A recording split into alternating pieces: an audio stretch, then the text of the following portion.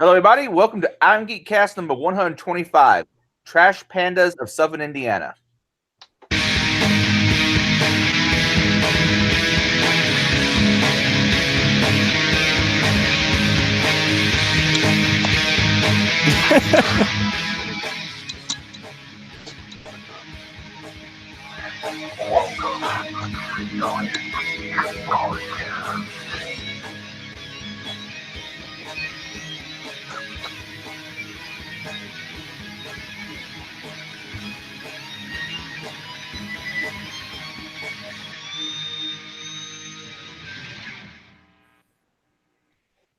And we're live. Yeah. Today. Doing good. Gotta find something to do for 4th of July, but just living it up. Yeah, I've never directly do for 4th of July, but I know on Friday I'm driving to Mary's and going to bring some guns and is Hackers on a farm this week? This weekend, yeah. When I say shoot some shit, I mean targets and stuff. You know what I'm saying? We'll go out to a range or something and shoot various firearms. Sweet. Awesome. Jack, how are you doing today? I'm doing good. Good. Darren is also on the show today.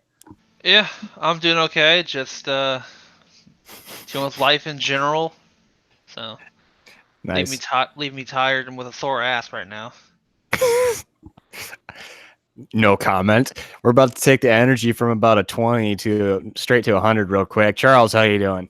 Yeah, I'm doing great. Yeah. Happy wonderful Wednesday, everyone. Today was an awesome day. Been popped in the mouth by PowerShell, but that's all good. I still wipe my mouth off. I was bleeding a little bit, but I'm back to it. And ready for some more. I got a lot of more. Yep. Oh my god.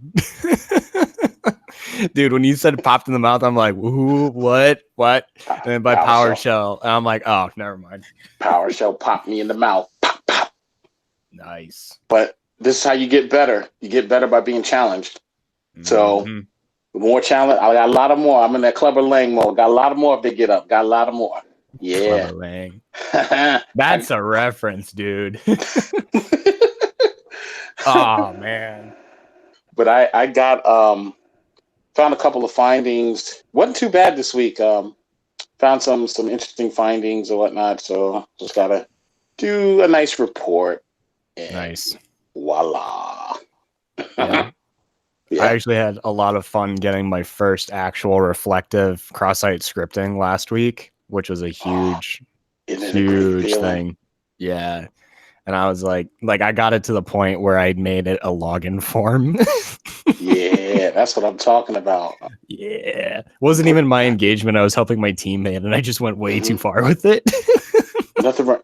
You know what I've learned to do? Especially with like cross-site scripting, I like to take it, and I learned this from Brent White. Shout out to Brent White. Yeah. I was actually watching one of his talks on Irongeek.com. Boom, just a plug there. But he was just talking about when you find like just cross-site scripting, don't just stop there. Fire up beef and make it, more dangerous. Make it more fun by hooking your own browser and showing the dangers of cross-site scripting, as opposed to just finding it and just getting a pop-up like, oh, okay, I got alert, I'm done. No, take it to the next level. Hook yourself in the browser. Show the dangers of cross-site scripting in general, whether it's reflective or stored. Well, stored is worse, but whether it's reflective, if it's reflective, then, kind of take it to that next level. Why it's important to fix cross-site scripting vulnerabilities. So that's what I learned from Brent Wright on Irongeek.com. Always got to give the plug. You know it. Boom.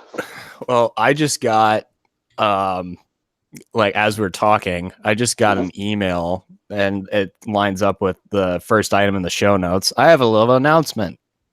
Talk about it. So I will actually be doing a talk at SecKC here in Kansas City, July 9th, which is in 6 days. And I will be talking about my talk was originally titled all your containers belong to us. Now it's Container Crisis 3, more containers, more problems. I love it. But it's kind of the same thing no matter what. It's still a container talk. And they gave me about an hour to talk about it, which I am psyched for that, because now I can do the whole talk that I have planned. Mhm. And they what I'm only talking do about. like 15-minute talks usually. So I just now this is going to be fun. But No, it is. Yeah. hopefully I'm going to talk to them about it. I'm going to make sure that it gets recorded and everything so that I can share it with the rest of you guys that follow on the Irongeek cast, and also follow any of the rest of these guys, because it's something that needs to start being looked at. And I feel like it's only looked at very minorly. Like 1 or 2 people do a talk on it like every year. Mhm. And the stuff they do is really good, but it's a constantly changing thing. And we're all saying like the same thing. And it's just amazing that I've been able to find that. Push Right. you can record locally on your own machine doing the screen capture, and your microphone will probably be close enough to capture it pretty well.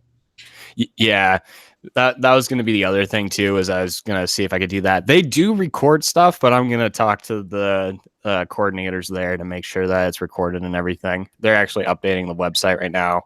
And I think if I go there real quick, if it will say that.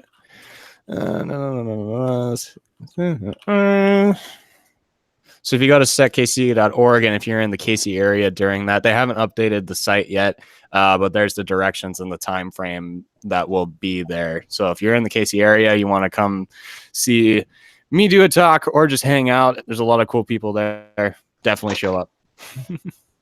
Definitely, yeah. And that once is he all the records it, self-promo. it will. And once it's recorded, I'm retweeting it. So check it out. I can't wait. Yeah. And Also, I'm moving as I say it. acknowledge that? Can we acknowledge that your videos are getting a crap ton of views? Are you serious? You hit 1,000. Like, I look at it in the morning, you hit 1,000, man. Or it's like it was close.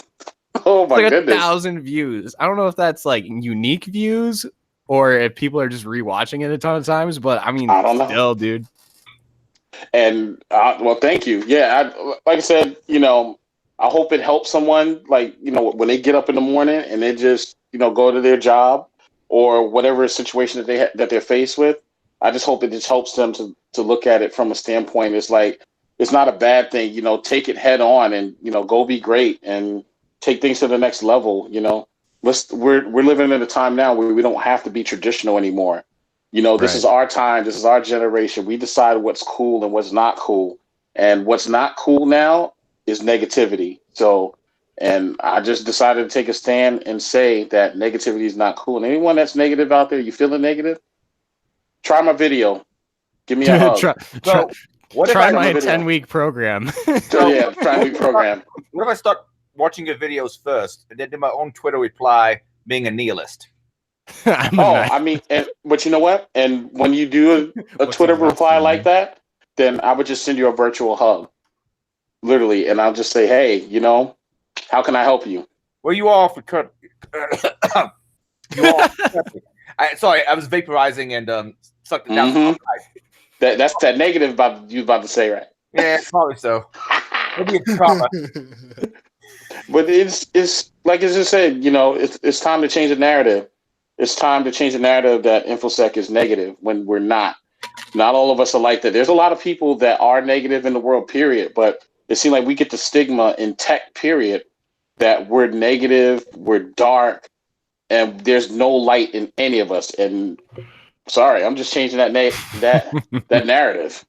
But what if some of us are like that? You know how negative I can be. Well, yeah. You know what? and look, that's when we have a conversation. The key is to all of this stuff is just providing solutions. It's easy to say, "Oh my God, that guy's negative. Jack's negative," but you're just saying that, but you're not trying to help with the solution. Maybe he's going through something. Have you checked? Have you checked to see if he's going? Have you reached out and say, "Hey, everything okay?" I mean, these are valid questions. That's just like if something's wrong with your web server. Let's take it in tech terms. If something's wrong with your web server, you're not going to say, "Oh, the shit don't work no more. I'm not going to mess with it no more." No, you're gonna figure out what's wrong. Let me check the logs. Let me see what's going on here. Is it okay? Is the web server okay? Is this something I need to change? You haven't seen some legacy system admins yet. Oh yeah. Oh yeah. They'll say Yeah. we're gonna relocate the web server into one of the stacks in the back, and then just forget about it for a year. Yeah. I actually had that happen to me where I found a critical vulnerability contact. It was one thing where I had to contact him because if I exploited it, it could definitely crash the system. And I was like, what do you want me to do with this? He's like, nope, we're decommissioning that. I'm like, all right, cool. It's like, it don't work. Exactly. Perfect. Oh. Exactly. And that's the thing. You just got to get to that, we just got to get to that. Oh, there you go. We just got to get to that point where, again, I know the legacy admins, they're going to have their own spin on it and everything else. And that's fine. But the key is that you try to reach out. You're not going to be able to save everybody in a day. But, just make an attempt. That's all I'm asking. Just make an attempt to see if someone's okay. When people are lashing out or they're going through stuff, or they're lashing out is because they're going through something. They might not want to reveal it yet, but, you check to see, hey, are you okay? Yeah, I'm fine, dude. Okay. And you might revisit it at a later date, or they might think about what they said. And I've had this happen before. Yeah, I'm good, man. Don't worry about what I'm going through. And then they've come back because they thought about what they said and they sounded harsh. And they've come back and said, hey, man, just going a little something. My bad. I'm just going through a little bit of the drama. And then talk about it. And then you have conversations. And you'd be surprised what you learn from the next person. You'd be surprised. So, yeah. So I will continue to keep doing the videos. And any negative people you see, send them my way. Hey, we're not all bad. That is like the ultimate it's like anti-air to an aircraft. Yeah, it is. I don't know. Maybe I'll tell you guys off air what happened when I tried to contact a sysadmin about a vulnerable web server he had. And please tell us that off air. If anybody has had the pleasure of meeting Jack and listening to his stories, I swear it brightens days. It's the wildest stuff, but it brightens days. I suspect it was go fuck yourself. Yeah, and he didn't appreciate what came after that. You get I bet he didn't. Not like PowerShell, did he? Still smarts. But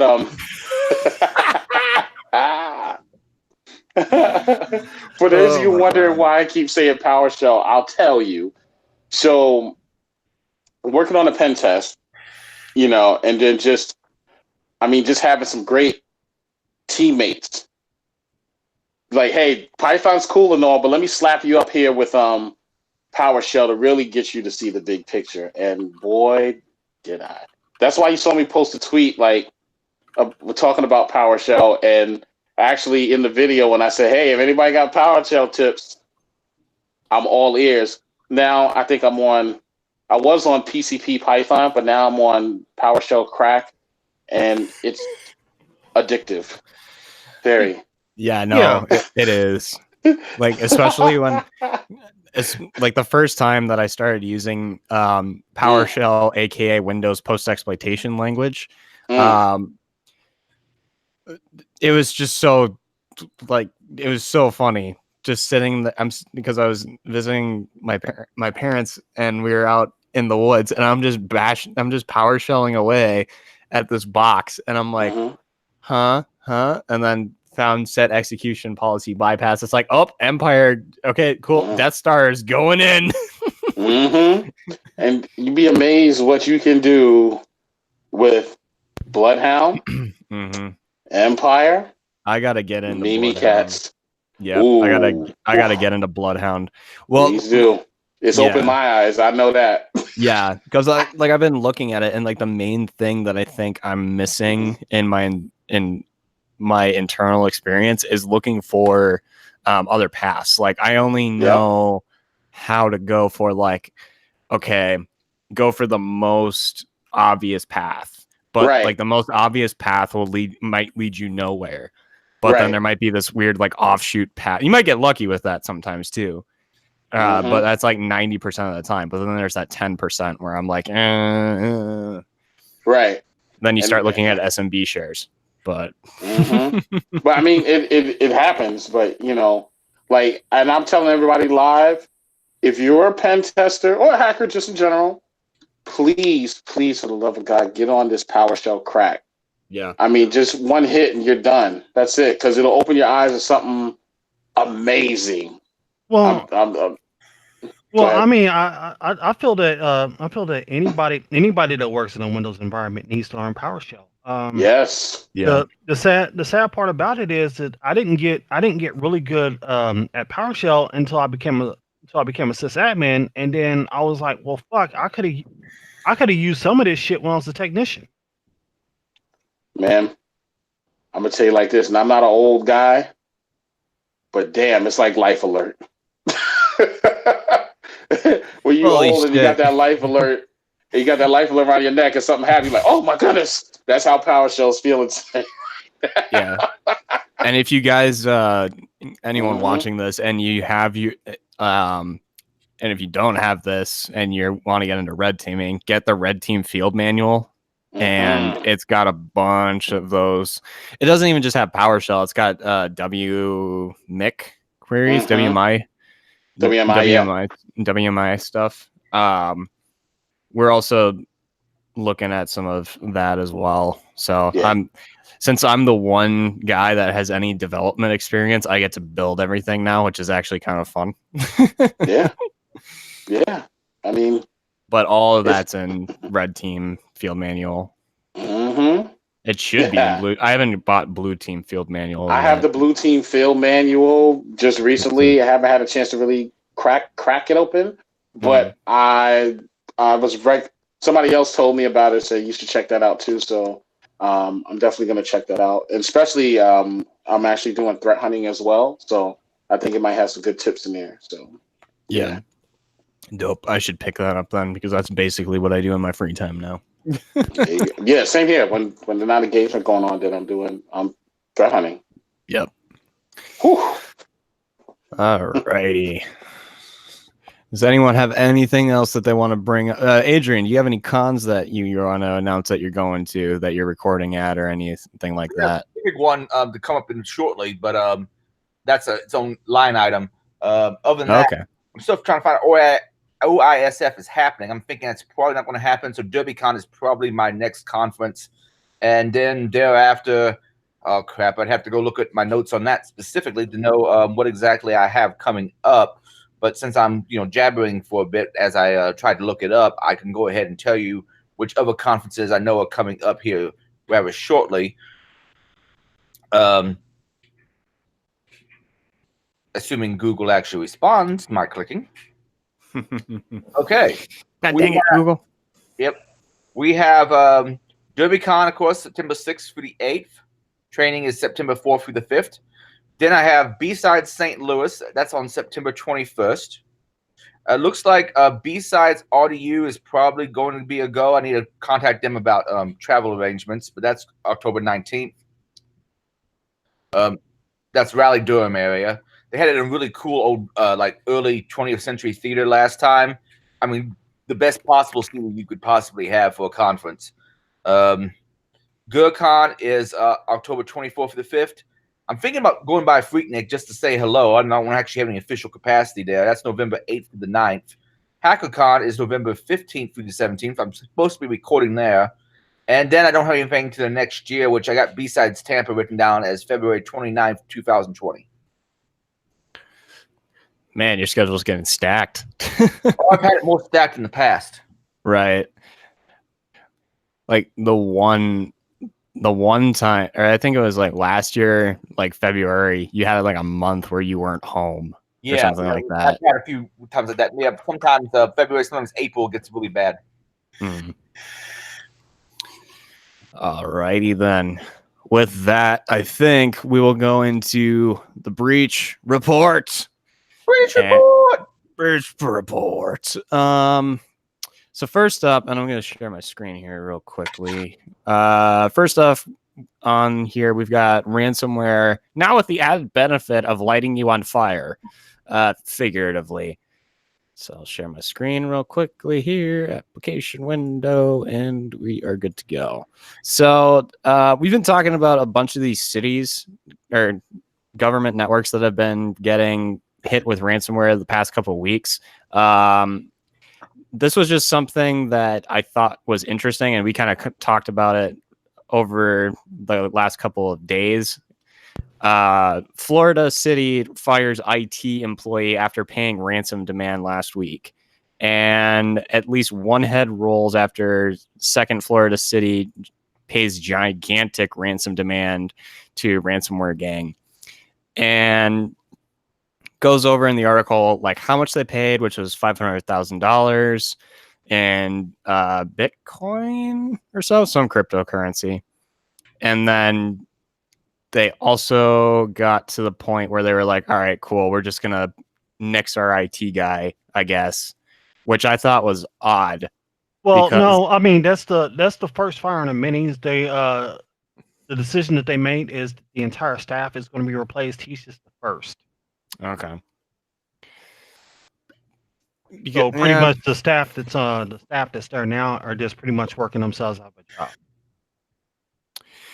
Yeah, and I can see that being a thing, but as like, and this is something that we probably will never get to know about. But if that was actually the root cause of the problem, was it negligent sysadmins or people that were at that level on the IT, where it's like the lower, not like management side, but like the dudes on the ground kind of mentality. Yeah, it was the dudes on the ground not following their own policies as far as backups were concerned. Okay. They didn't keep very good backups, which is why they tried recovering. The backups were no good. So they finally broke down and decided, fuck it, we're just going to pay it. And yeah. Because now this, especially in Florida, I know it is going, like, insurance paid for most of it. Or no, sorry, in Florida, I think in terms of this article, it was they were able to cover most of it. But the rest of it, I think it was like 10 grand worth, is going to be coming from taxpayers, which in Florida, 10 grand from taxes, yeah, that's not a whole lot, but it's still an effect. So my question is when does it become a point where they're just like, well, we can't, like, it hits a smaller city and they're like, or a smaller revenue city, and they're like, we can't pay for this on our own. We need to tax everyone within our relative area. So it would have even more of a financial impact on more people, not just the government office itself. At least that's my thought. You guys got anything on that? Or any rebuttal? I know nothing. Absolutely nothing. All right. Next up, we've got Baltimore, which we have heard constantly about as well. So between Florida and Baltimore, which Baltimore actually hit, I think it hit major news lines. I don't watch cable TV anymore, so I don't know on that.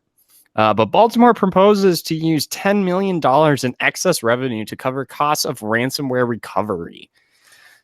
$10 million. And yeah, go for it. I think that's just the opening rounds. It's going to end up costing them a whole lot more. The first time that they were hit, their IT manager came back and said, we need to make these changes. The mayor at the time was embroiled in controversy, and she was like, I just don't have the political will for this, so we do nothing. So then they come back and they get hit again, and then he comes back, and of course that mayor was still embroiled in controversy, got kicked out of office, and then her deputy mayor was brought up, and he finally caved. But I think heads are going to roll on this one as well. Yeah, I'm with you on that one, especially on the Well, like who's at fault on this one though? Because if IT is coming to you, like management's coming to you, getting to the point where it's the mayor, and granted you're in okay, cool. Like you're already in a crap situation, and I get it.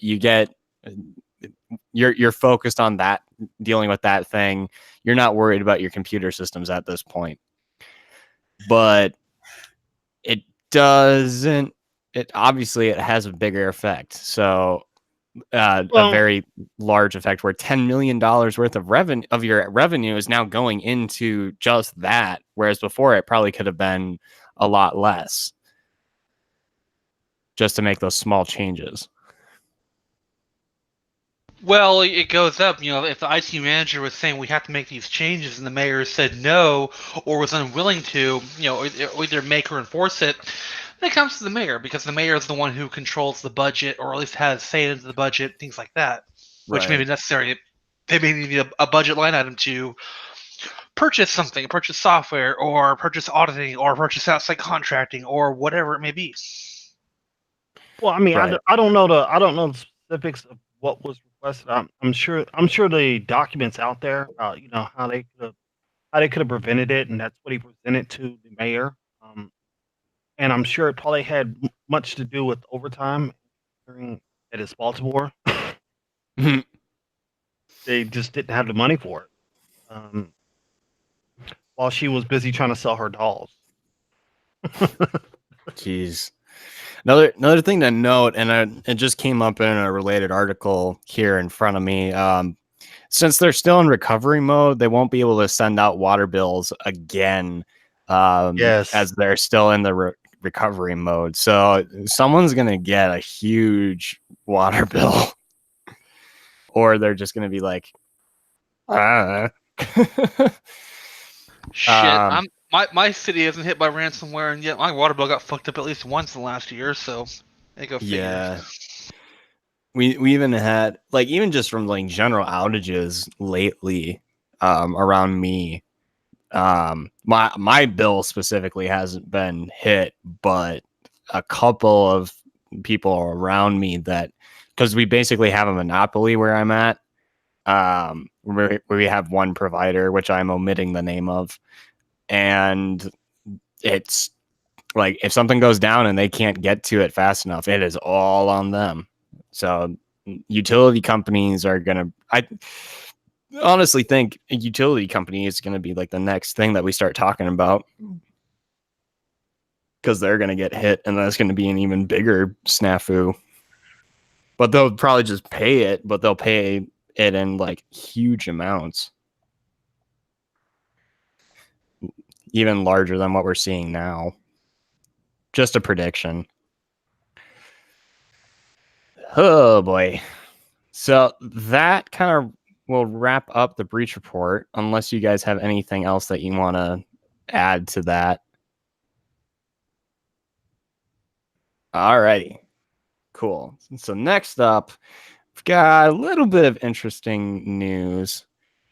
Actually, hang on. I'm going to look at chat starting to blow up here. Redundancy could help. Yep, redundancy would help. We live in a world where ransomware insurance can be considered. Yeah. Well, actually, question. Does breach insurance go under that as well? Like ransomware get roped into breach? Yes, but I think it rolled into one. But in order, when we looked at it, there was certain qualifiers. There were certain things you had to do before they would even consider insurance. Yeah, you couldn't be negligent. It's almost my thought with how it started to look like you needed to be at least compliant in some things before you even got that insurance. You couldn't just be negligently right. I'm just gonna leave my my web server unpatched to Apache struts or anything like that. Equifax. Yeah, I mean, you had to have a current pen test on file, and then you had to go back and you had to go back and show the change that you made, and then another pen test, showing that it's not like a copy and paste sort of report where you had to show improvement, and then that's what starts the initial premium payments. And that's something that I really suggest to a lot of people if they're needing any sort of compliance or stuff like that. Having like at least quarterly pen test or something like that is usually a good idea, just because then we as the pen testers can see, okay, they're improving, we can move around and change tactics so that we're not just hitting the exact same thing all the time, because it sucks when you're like, oh, they didn't change anything, boop, I'm in again, and now I own everything again. I did the exact same thing. But ugh. I've also been seeing a lot more, at least in my field, of stuff where it's like they need it like this quarter, next quarter, and the following quarters after that. But that also is just, I guess, how our business runs, which is nice. That means we get steady work. Yeah, that's true. And steady work is always good. Mm-hmm. All right, I'm just moving some stuff around real quick, and we'll get to the vulnerable stuff today. Alrighty. So that concludes the breach report. Now we're going to move on to some vulnerable stuff.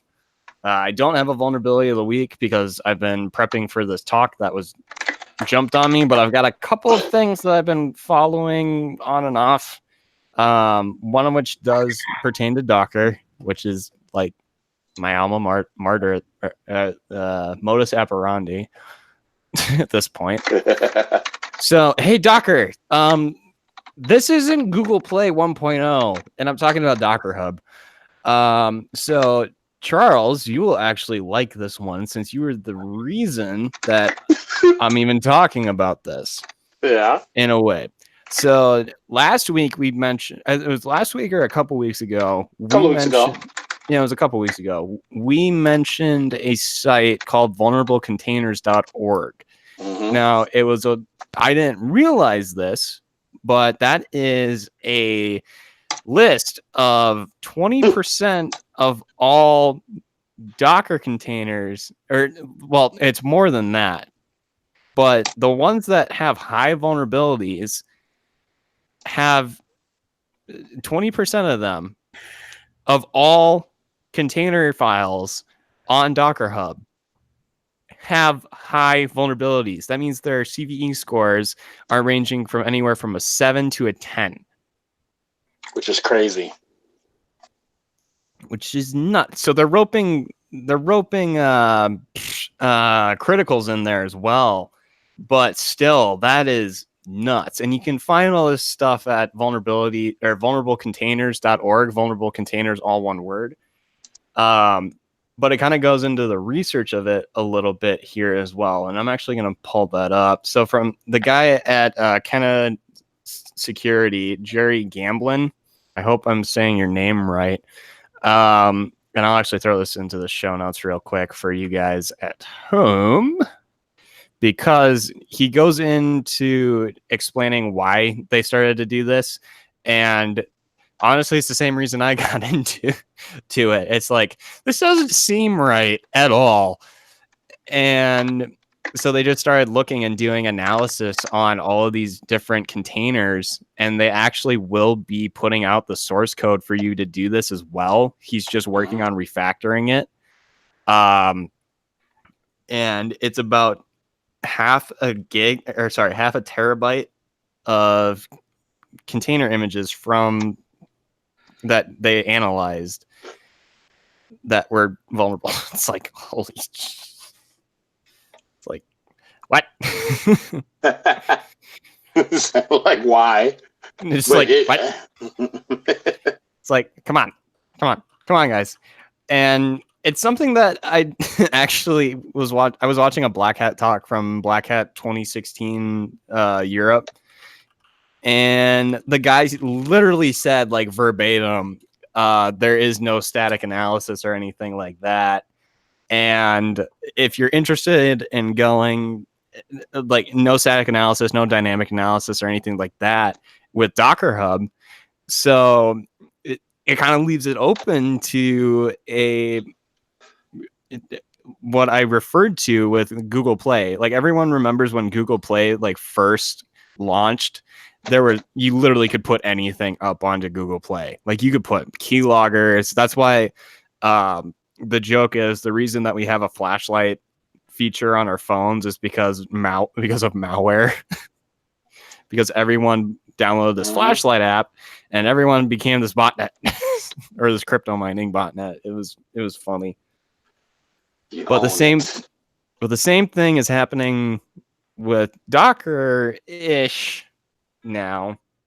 But even some of this stuff, like I think there was one that was mentioned, like MySQL, like even just some of these versions, they haven't been updated for like a couple years now. Like this one last updated 2017. There isn't a CVE on that one though, but let me just pull this up. But like pipeline agents, there are 183 vulnerabilities, and this is an Atlassian module, and this just got updated. It's ridiculous. So it's like, and you also have to look at this too. There are 63 million polls on this. 63 million. That is. So 63 million machines at stake. Is that what you're telling me? Not that much. Not that much. That is, so a pull in Docker terms is someone pulls down your image from GitHub or from Docker Hub. So it's like a git pull. However, with how containers work, you can set it to a point where it's just like, all right, cool. I'm just going to pull down everything. I'll just pull down the image and then have my script set up all the variables and everything and then run that container. So every time that you run that script, that's a pull or something like that. But that's not necessarily that's like worst case scenario. Yeah, that's 63 million devices. But my guess is it's probably like a tenth of that. As the actual thing, or even less than that. Gotcha. So the numbers can be a little deceiving with Docker, which honestly, I think Docker is just like trying to deceive everyone, and it's all just chi root and containerd and everything like that. But kind of sounds like how when you tell a client that something is vulnerable, they say no, it's not, even though you have screenshots. That's the case. Kinda. Docker also does a couple of things that I'm like, like giving you the ability to do well, I'm not going to spoil my talk, so don't you do that. I've talked about it before. If you really wanted to like know this stuff, like I think I have a blog post. I think I have, whatever. You have the info. We know. Yeah. Yeah, so and 20% of them have high vulnerabilities. 60%. The data found more than 60% of the top Docker files, and this is like the most pulled Docker files, had a Kenna score, which is their scoring system, of at least 330, meaning that they've got lows and a bunch of lows and a couple mediums, and more than 20% had scored higher than 660, which is like your medium range. But still, this is nuts. Like just the amount of there's no analysis for it, and I can say that there's no analysis for it because I've literally tracked malware coming from Docker Hub. Like, there's no way to verify it. There's no like account verification. It's nothing. There's nothing there. It was just wide open. Yeah, and it just makes my skin crawl how bad it is.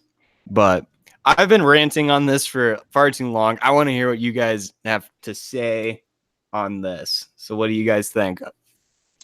Well, again, like just in general, this is just another. I just look at it this way, and just containers, not just containers in general.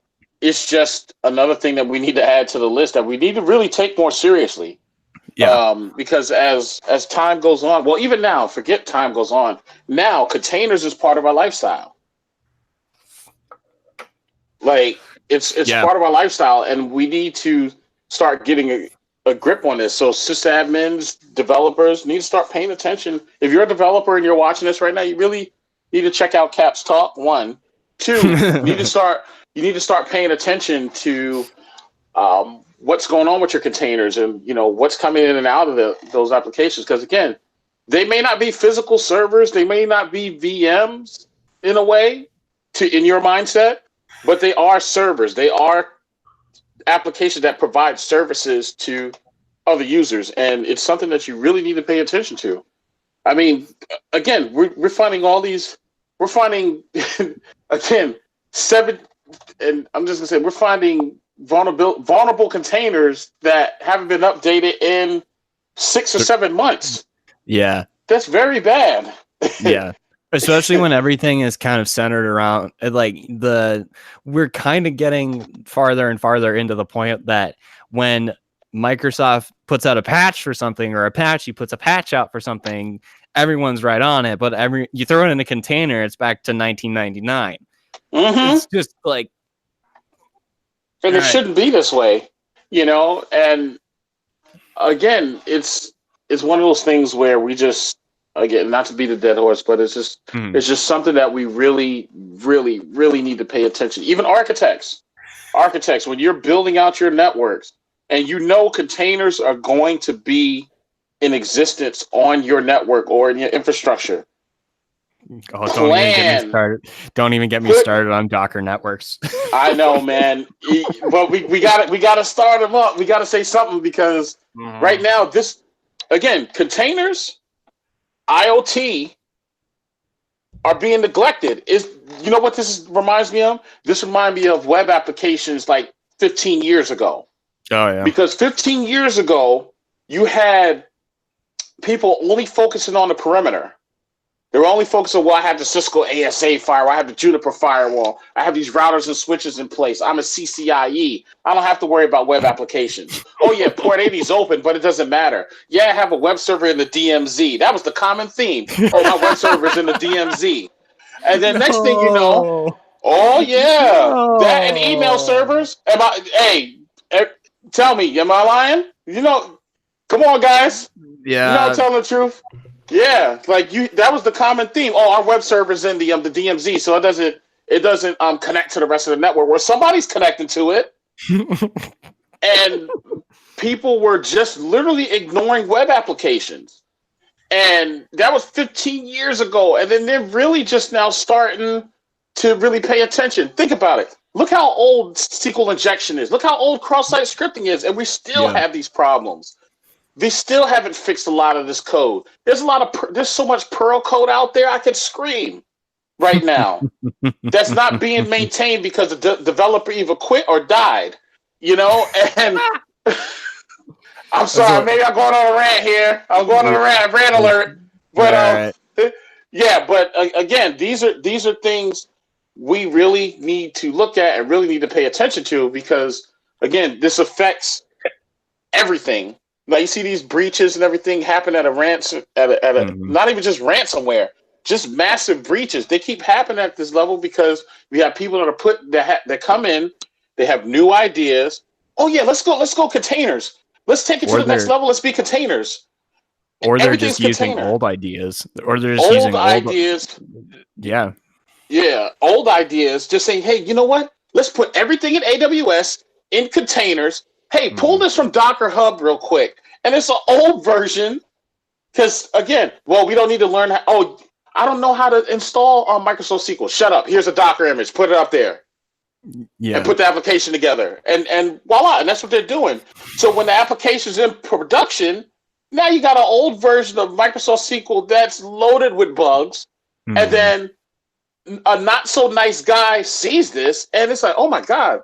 badge and pass information on this database in AWS, just hypothetically speaking. I hope nobody's doing that, by the way. But, I got all this.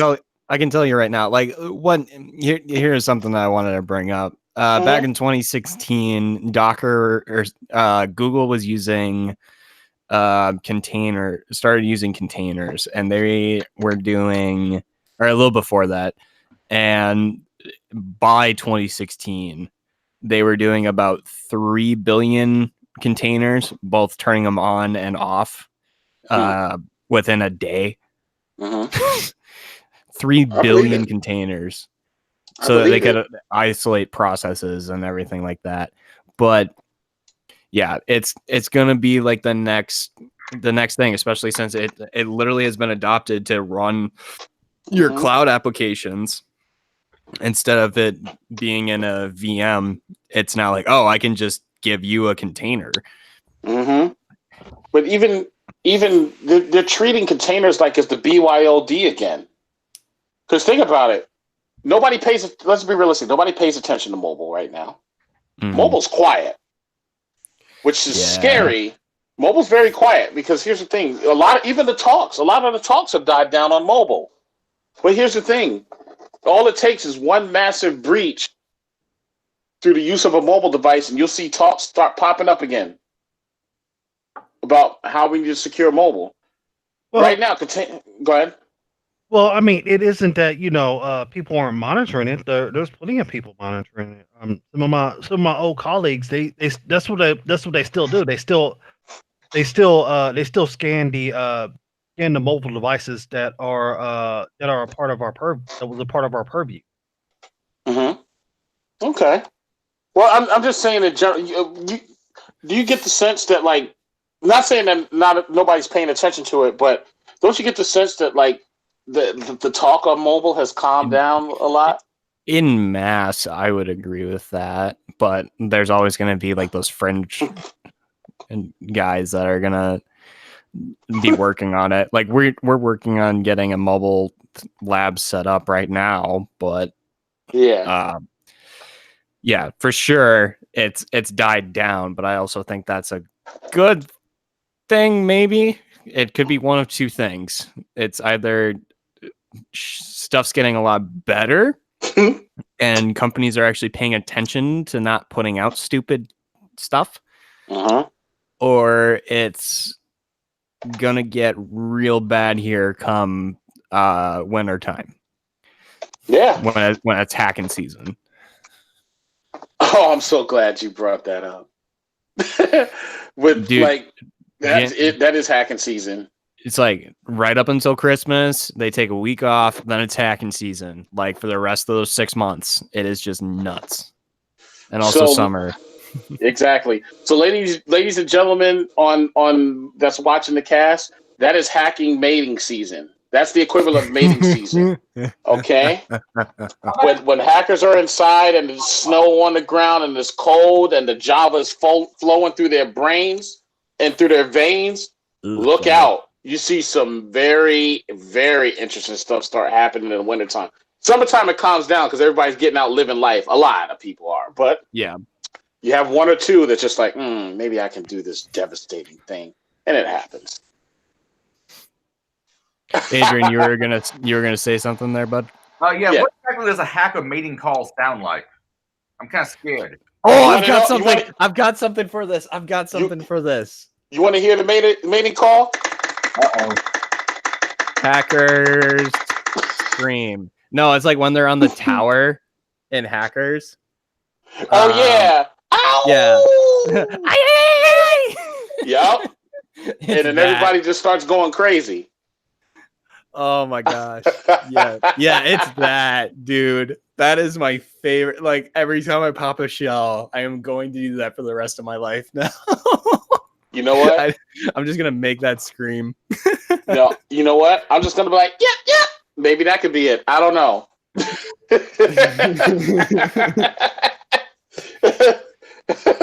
I have no idea, but it's very interesting stuff. And Jovier, yes, Jova, Jova. I appreciate it. So, also I wanted to bring up too, and I was reading about this earlier today, and I was actually looking at how the vulnerability, Nugent, or Nugget, whatever you want to call it, excuse me. The Nugget scrolled uncontrolled endpoints that leads to code execution. Woo! You got a link for that real quick? Yes. You can just post it inside, and I'll throw it in the show notes. I've got everything up. Yeah. So I'm just going to post it on that way everybody can see it. There you go. So what's interesting about this, and I'm going to post the YouTube, because he has a YouTube video of actually running the exploit and showing you exactly what it does. So again, this is something, apparently he was researching Microsoft Teams, and he found an argument like update, and he got to know from I guess the Squirrel documentation, that a command that you could download and execute respective like Nugget package automatically. And this is a feature. Microsoft Teams has this feature. And it can be exploited. So he took some time doing. Go ahead. I'm just wondering where you posted that so I could have it up on screen. It's on the YouTube. I put it in the YouTube chat. I'm sorry. I put that in the YouTube. YouTube takes out links. Yeah. Oh, they did? Yeah. I'm sorry. Hold up. But anyway, give me a second. Nugget. Put it in the chat. Okay, Windows. Yeah. Hold up. I apologize. I'm on my FreeBSD box, so forgive me. Yeah, but now if you were a moderator, it wouldn't take it out. Oh, that's what it is. So that's moderator. Okay, let's see. I put the YouTube. Can you see that? You just hear something pop. I just heard something. Yeah, I got it now. Okay, and I'm gonna post the other one too. But yeah, right. So anyway, he was I guess like spending some time creating the packages, and he reported it to Microsoft, and they responded to him, and they validated that the vulnerable endpoint they validated it, but they postponed the fix in the future to the future release of Teams. So yeah, I think this is still vulnerable. And here's the thing: the vulnerable endpoints are the update.exe in Teams and Squirrel current .exe in Teams under the local application file structure. I'm just pulling it up on YouTube here real quick. Yeah. Oh, I'm gonna test that out real quick, Charles. I'm gonna test it out myself. Since I'm on an engagement still, I'm definitely gonna check that out, test that out. Because things. Go ahead and just say something in the YouTube chat. Oh, okay. Hey. Oh no, I see where you said something already. Okay, I see. Yeah. You see it? Yep. Okay. But I'm definitely going to try out this this vulnerability. So any of you on engagements at the moment, please try this out. I can't wait. My fingers are itching right now to try this out. And this is on Teams. So for those of you that are running Teams, this might be something you want to check out. Yeah. Oh, I'm so crazy. Holy You see it, right? Shucky ducky. What the? Yeah. Right. I gotta see what he throws up here. So in Teams, is this like the stock like Teams update thing? I think it is. I'm gonna try it out. Oh, I'm gonna have some fun at work. That's what I'm saying. It's about to be on. Yes. Oh my gosh. Well, I figured out what I'm doing in my lab. Now I gotta set up AD. Son of a. Nah. No, we have AD in the lab, so it's on. Mm-hmm. Well, I gotta set it up in my own lab. But essentially, what's happening here is apparently update has update.exe has this update flag that you can then pull out externally, which is a feature, which I understand why it's a feature, because you might have an offsite like image thing or whatever, or something internally. I hope it's internal. But the fact that he can just see that, right? Yeah, that's Like that's persistence, immediate persistence. Yeah, so I'm gonna try that out. Oh my gosh. Done. All right, so I've added that to the show notes here now. It's it is vulnerable stuff section B, nugget code. And everybody wants to get to the show notes on any of the casts, we always have a link to the show notes in the description on the video on YouTube. I'm putting it on. You put it in the show notes already, or I threw it in there. Yeah. Oh, awesome. Okay, cool. Cause I was literally just about to do it. Yeah. Okay. Section 5, subsection B, nugget code. Whew. Hey, Dark Owl. What's up? Mm-hmm. Oh man. Question: if I make some of the normal people on this cast moderators, does it stay being moderator the next time I start a chat, or is it only? Yes. I think they do, right? Yeah. Yeah. All right, then you're the only other moderator, then, Charles. Yay! Okay. You got the power. I got the power. But Jack is basically my moderator for all of my streams. Yeah. I just haven't given him the title for it yet. Don't worry, much, right? Don't worry, I don't want it. I mean, You're in there every time, though. So I'm like, might as well. Yeah, I just thought that was insanely crazy. This is bad as the Vim exploit last month. Yeah, whew. I love it. Yeah, I can't wait to try this tomorrow. Shit, I might try this later tonight. I don't know how I'm feeling. I'm still in that mode. I'm still on 120. I ain't hit 100 yet. Oh no, not yet. Also, too, I want to switch gears here a little bit. Still about hacking, but switching gears. Has anybody checked out the Hack the Box pen testing labs? They've updated the labs. Yeah. So it's Hack the Box Machine Lab 2.10. So they like with 2.10. I mean, they've changed the way, like, you know, you can look at what's retired. You can, and I'm actually on there right now, so you can look at all the retired boxes. They just look like they changed around the whatchamacallit, the menus a little bit. But I'm wondering, and I'm trying it out right now to see if I can even. Okay, no, I think you still can't. There's a huge amount. Hey, are you running mass scan right now, Charles, on Hack the Box? No, I'm not. Okay, because all I see from all I see from the attack map, at least in this form, is right about where you are. It's this giant red dot. No, that's Cleveland area. Is that Cleveland? That ain't me. Yeah, that's Cleveland. That's where Ricky is. What you doing, Ricky? What you doing? What you doing? What you doing? All right. Yeah, no, it looks good. So you can look at all retired machines now? You can look at them, but I just tried to ping a couple of them, but you can't do anything with them. But again, you can click on which ones are retired, and you can look at you can switch to see which ones are easy for anyone that's starting out with Hack the Box. So you can just click on the difficulty rating and just say, if you only want to look at only the easy boxes, so you can knock those out, you can easily look at those. Yeah, like what I just did here, like you can get Haystack right up, Swag Shop, Bastion, La Casa de Papo, Friend Zone. So these are things you can knock out off the box. So anybody that's starting, and the only reason I say this because I've been getting a lot of questions about, how do I get into Hack the Box and everything else. First and foremost, you need to try to hack and get the string. And this is not something I'm going to tell you how to do right off the bat. Yeah. Because if I tell you, that takes out the fun and actually learning it for yourself. So that's why I don't tell people how to get the string, but that's on them. But here's the thing.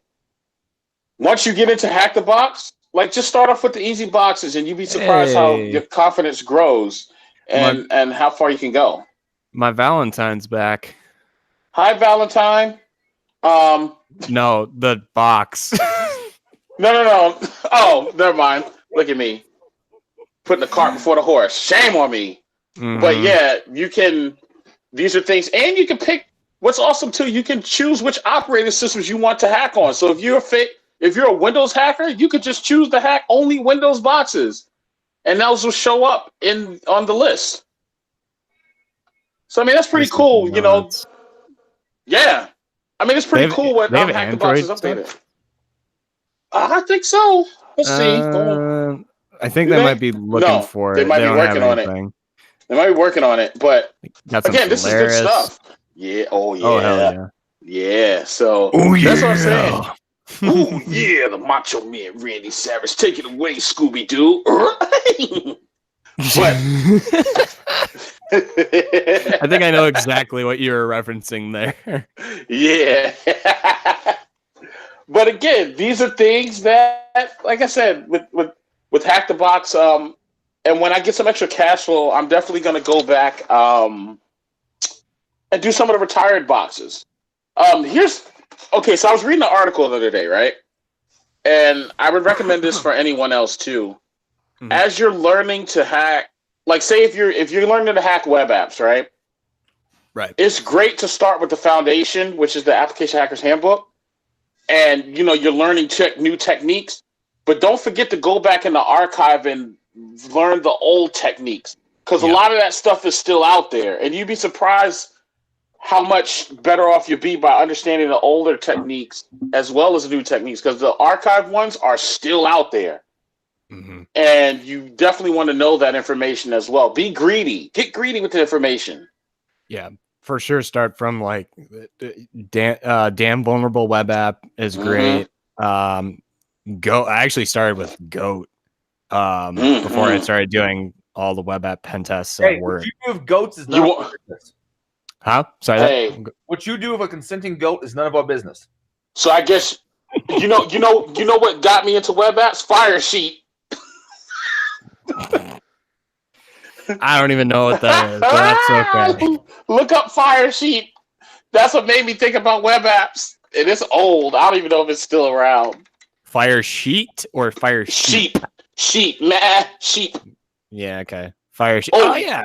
Oh yeah, I've worked with. I was like, oh, you can do that with Fire Sheet? Oh my god, and Firefox? This is crazy. And that's what got me into web app hacking.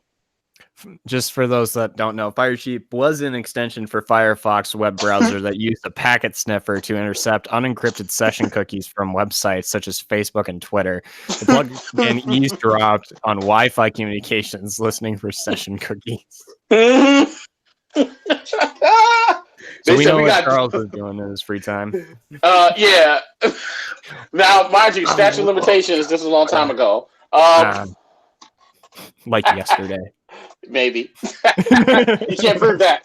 Nope. But yeah, these are things that were awesome. And like I said, Matilda Day is also a good one. Matilda Day 2, because it has the OWASP 2017 stuff that you can actually get into. Also, check out Juice Shop. Juice Shop is 100% JavaScript. You can do some fun stuff with Juice Shop, and you can learn a lot. Yeah. What else? I mean, literally the thing that I tell most people to do is just like boot up Metasploitable 2, because it's got pretty much everything on it. It's got damn vulnerable web app. It's got OWASP. Well, DVWA is from OWASP, right? Yes. And here's another thing too. It's got some other stuff on it too. You should check out Lab 26 from Vulnerable VM. And I'll put it in the chat. From VulnHub, excuse me. VulnHub. Lab 26, yeah. VulnHub is also that's actually how I started. Yeah, VulnHub. Slowly. Hold up. So I'm gonna put this in both this channel and now it should show up here, right? The link in YouTube now. Yep. Awesome.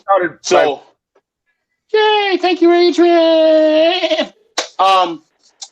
So with that link, that's a link to Lab 26 VulnHub that has all you need for hacking web apps. It's all in one. It even has a Django web server, so you can hack Django as well. So all you Python go ahead. You know how I first learned about SQL injection? A very shitty web app I wrote in the late 90s. We were making a wheel of food so we could decide where to go to eat on Friday at this university I was looking at. And I ran into the problems. No one could put in O'Charlie's as an option. Because it's got the apostrophe. Correct. Uh-huh. And that's good. And I'm pretty sure I copied and pasted a bunch of shitty code from whatever the equivalent of Stack Overflow was at the time.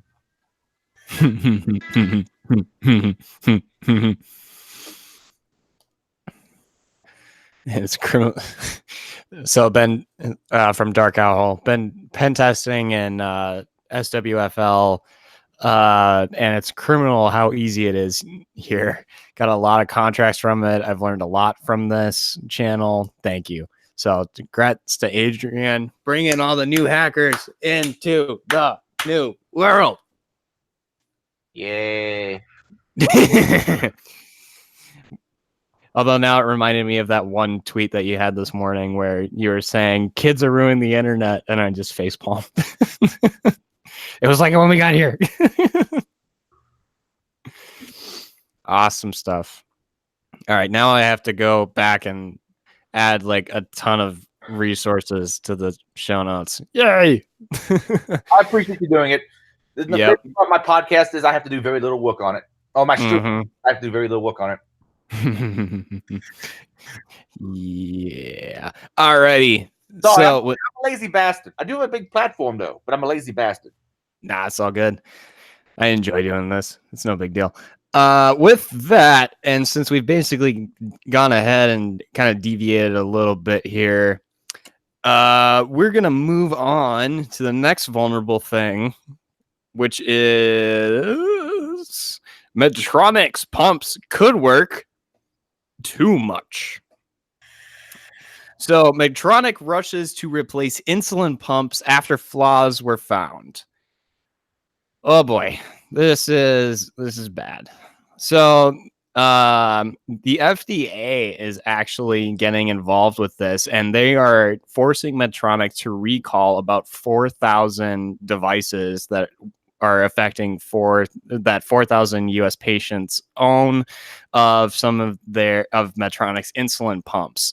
Now, in the article at the very end, there are the models there that if you do have one of these, you got to get rid of them now, and get whatever you can. Get in contact with your insurance agency, whatever. Get the new one, because the kind of shitty thing about this is the customer still has to flip the bill on getting a new device, which I don't think makes any sense whatsoever. Essentially what the vulnerability is it's something with the communication, how the device actually gets connected to your doctor or whatever. Bluntly, a hacker could tamper with the system to over or under deliver insulin to the patient with dangerous health consequences. So they essentially are able to be within a certain radius of the machine, able to send specifically crafted messages to the device to change how much insulin is actually going into that person. Yeah. Which in some cases could be fatal. Oh, yeah. So everyone thinks, oh, it's insulin, no big deal. Well, if you're having a blood sugar spike and you don't get insulin, or if you deliver too much insulin and go into a hyperglycemia, you'll enter diabetic ketoacidosis, go into shock, and die. So no, this is serious, very serious. Yeah, I had an ex-girlfriend that was unfortunately diabetic, and after some strenuous activity, I went outside to smoke a cigarette, and I came back in, and she was passed out. Scared the hell out of me. So it's a big deal. The models that are affected are on this article that I have posted up in the show notes here. And this affects not only US models, but I think some European models as well, because Medtronic is currently based out in Europe, in Ireland, actually. But yeah, like Darren said, big deal. It can be fatal, and it's really bad. Really, really bad. Like the fact that this is even a thing and we're talking about it, and it still boggles my mind. But we also talk about ransomware every week, which still boggles our minds why we keep talking about it every week. I mean, as I talked before the cast, it's kind of a new era we're entering where it used to be the case where these devices were vulnerable, but all you could do is like view diagnostic information. You could maybe, restart the device. It was all pretty much benign shit. You really couldn't do anything to impact the person. You couldn't have a pacemaker shock them or insulin pump deliver insulin. Well, no, that's fucking changed. Now you can actually do that. That's scary. I'm willing to bet a lot of money that the next thing that we see from this is from this research is that they're going to have pacemakers that will just discharge their entire battery. Yeah. In a second. Using the same kind of thing on the older models. That actually, what I also talked about before the cast too was this has been explored before in media with in Hacknet, where there's a mission where you literally upload test firmware to a patient's IoT heart pacemaker, and it basically goes through a self-test, which delivers several shocks and kills the person. So you literally kill someone over the internet. I mean, we're entering a phase where that's very much likely. Because as you become more and more connected, well, it makes sense to throw medical devices on there. That way, a doctor can monitor several patients at once, provide better care, but at the same time, so can bad actors. Yeah, there's one guy. Sadly, he's passed away at this point, but he was doing a lot of research into this, and I'm forgetting his name, but I'm looking it up right now. He did a lot of stuff at Black Hat, and I'm forgetting his name. It's like ATM hacking. Yeah, that guy. Yeah. Barnaby Jack. Right before he passed away, he was going to be doing some stuff on pacemakers. Which if you know the reputation that Barnaby Jack had, it probably was going to be like this. Where it's like, yeah, you can just deliver this massive amount of shock. But we'll never know now. So from at least his research. But now I think there's a very good reason to start looking deeper into medical devices for sure, because that's going to be that industry is not slowing down. And that is going to keep ramping up, and we're going to get into points where it's like, oh, it's a commodity device. You don't need it, but you have like a Fitbit like inside of your hand or whatever, or inside of your like wrist or whatever. So getting in something that's like firmly attached integrated with your system or whatever, your biological system. Like this stuff, we got to nip it in the bud as soon as possible. In my mind. Yeah, that's always been a running joke of what you work on. Unless you work in a hospital or something really serious, your working today isn't going to kill anyone. So it's not something to worry about. Now it might actually. Yeah. Yeah. I mean, like, even with I feel like it's like this hasn't been like a gradual thing. It's like, okay, now we're at the point where like hacking can kill people. It's like, no, SCADA systems have been accidentally facing externally for forever. Go to Shonen right now. You'll probably find a couple that are like for water filtration or like nuclear stuff. It's like, what? No. Yeah, most of the things those control, though, have all kinds of mechanical overrides where, someone's going to notice real fast and take care of it, and any damage will be minimal, if any. So some of the systems are so freaking old. Yeah. They're built in the 70s and 80s. Which is nuts to think about, that our infrastructure is old enough to be my dad. I mean, so, but I'm also like 5. Well, the F-22 Raptor, right? The brand new air security fighter. Yeah, it's coded in Ada, which is an extremely old language. And there was a running joke. I can't remember which there's Air Force general who joked about, yeah, Chinese hackers won't be able to hack into it because they won't understand what the fuck Ada is. But you just said what it is, and it won't take them long to read it. Yeah. The first thing that I was told by my mentor when I was learning and figuring out like what hacking was, in terms of like how long will it take for things, or like how does hacking happen? It is resources, and the biggest resources are time and money. More so time.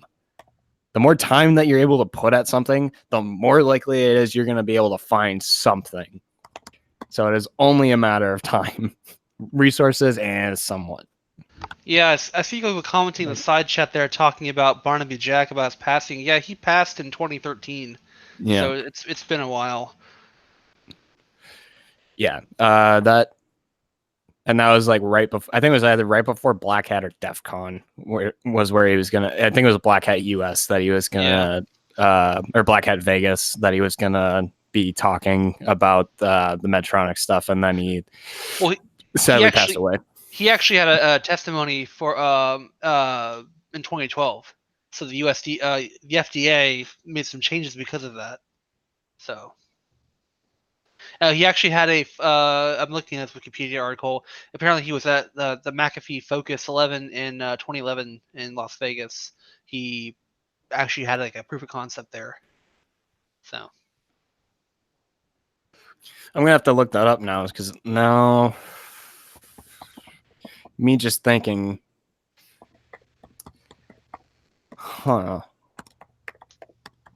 because they probably are all using the same sort of Bluetooth connectivity. Oh yeah, by the way, it's all via Bluetooth. Yeah. Yeah, super secure. That never goes down. Man,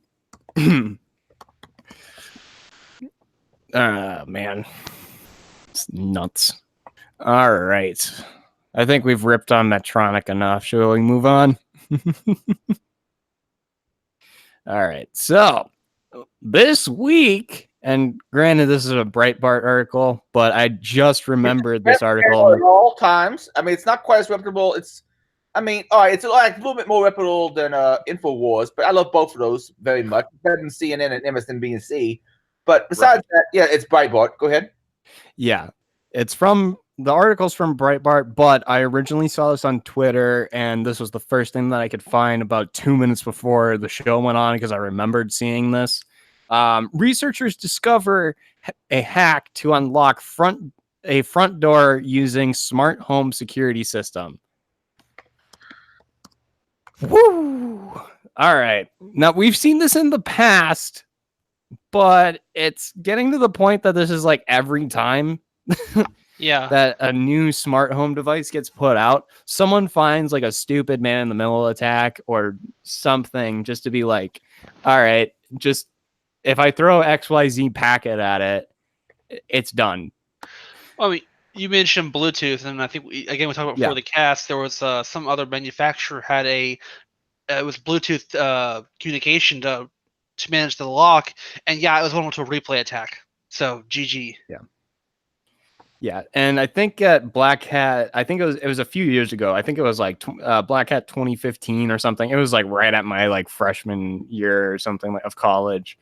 There's a guy that there's a guy that put research into a smart, like one of the first couple smart locks, and the reason that he did it was because they said, oh yeah, it's impenetrable, it is totally secure, and he's like, so he based his entire talk around defunking the marketing team. So each of his points was like, totally secure? Nah. Impenetrable? Nah. Just nuts. I loved it though. But same kind of thing happens here. I will try and find that tweet while I'm updating the show notes to add all of the rest of the stuff here that we have talked about. But yeah, more Bluetooth, more problems. Something that I think I need to start getting into a bit more now. But I don't know. Like we've touched on it already, at least Darren has with IoT, and it's getting nuts and getting ignored, like Charles said before he had to leave. Where do you guys see most, and this is a very like loaded like question, but where do you guys see any sort of improvement that can be made once we start moving more and more towards like IoT, like enabled cities and like just anything like science fiction that is now becoming our lives? I would say start making the manufacturers criminally liable for things, medical devices, security devices, etc. Because they're not held liable at all, and when they release these shitty ass products that they don't support, people suffer. So, right, Jack, you got anything to add? No, I do not. Okay, Adrian. Teledodonics. Mark my words. Yeah, I mean, have you guys played the Deus Ex reboots at all? yes. You remember? So, spoiler alert: if you haven't played Deus Ex: Human Revolution, Oh, dude, that game was like 8 years old. I know, but it's still like one of my favorite games, and I hate to spoil it. Except for the fact that it's like almost impossible to do a no-kill stealth run because of like one boss.